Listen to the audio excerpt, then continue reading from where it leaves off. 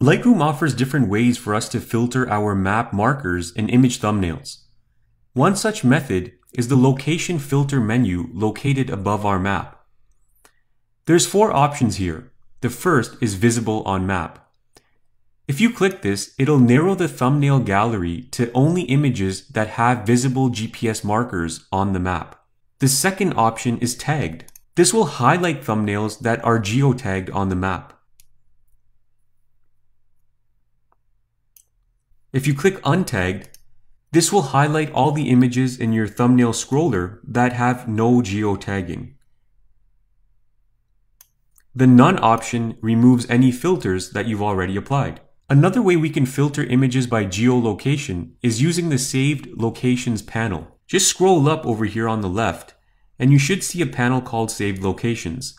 If you don't, right-click on your Collections panel and put a check mark next to Saved Locations. So let's do a quick example to show you how this works. Let's say we want to group the images on our map by east and west. First, we'll create our east location filter. Click the plus sign here, and we'll need to give this location a name. So we're going to call it east. Make sure to save this in the My Locations parent folder. Set a radius of 1200 to start. We can always adjust this later, so don't worry about it too much. The private checkbox will remove all GPS data when images are exported.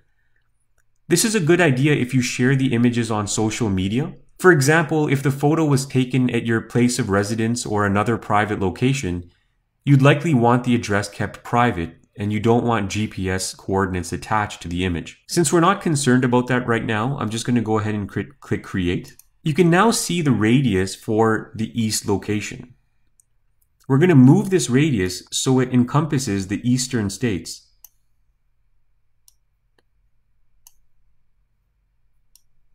Since we're not creating a central radius, we'll include the Nebraska and Texas states within our eastern radius.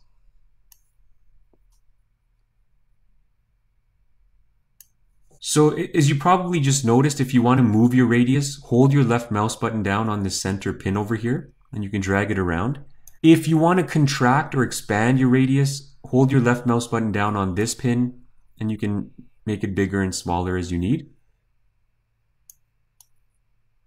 Once you've positioned and resized your radius, take a look in the Saved Locations panel.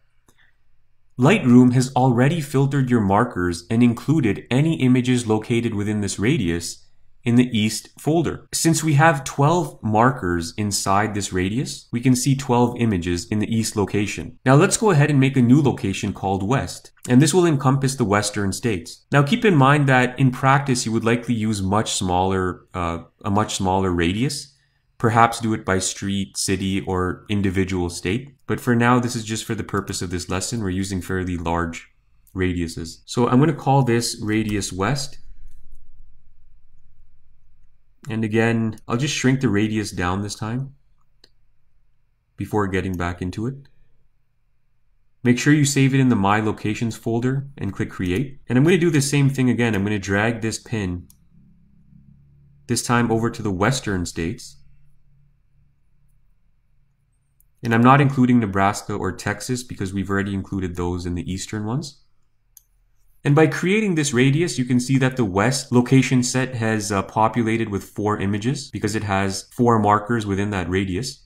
Now, if you want to toggle between East and West, you can just click on each one in the Saved Locations panel. So say, for example, I wanted to make modifications to this, I could do so. Now hover your mouse over the West location and click this little arrow here. Once you do that, you'll notice that Lightroom narrows in on that specific radius. We can even use our saved locations to apply GPS coordinates to multiple images at once. Highlight a few images in your thumbnail browser that do not have GPS coordinates. So remember, you can tell if they do or don't by looking at the thumbnail. And if you see this icon, that tells you there is a GPS coordinate attached. So I'll go ahead and just select a few random ones. I'll select these 4 here. Okay, these do not have GPS coordinates. Now when you hover your mouse over any of the locations, so East or West, you'll notice an additional option here. There's a checkbox. Go ahead and click that checkbox, and right away, your images are added to the west location. And they get added to the center pin of that location, in case you're wondering why they were added in that specific spot. So there's our center pin right there with the markers directly on top of it. And once you've added these images to your map, you might want to permanently record these GPS coordinates inside the metadata of these images. So if that's the case, click the Sync Metadata button. Okay, so you can see the GPS coordinates are now inputted into the camera info area. And so I'm just going to go ahead and press the Synchronize button.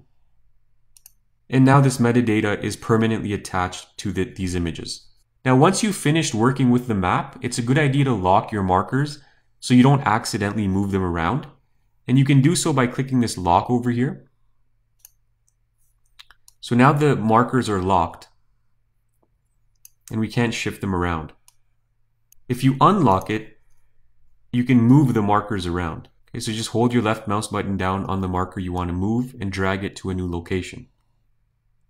So you can see using the map module is fairly simple, and it's a great way to keep track of the locations of your images. So let's head back to the library module and make sure you have all photographs selected. And in the next section of this course, we'll move on to the book module.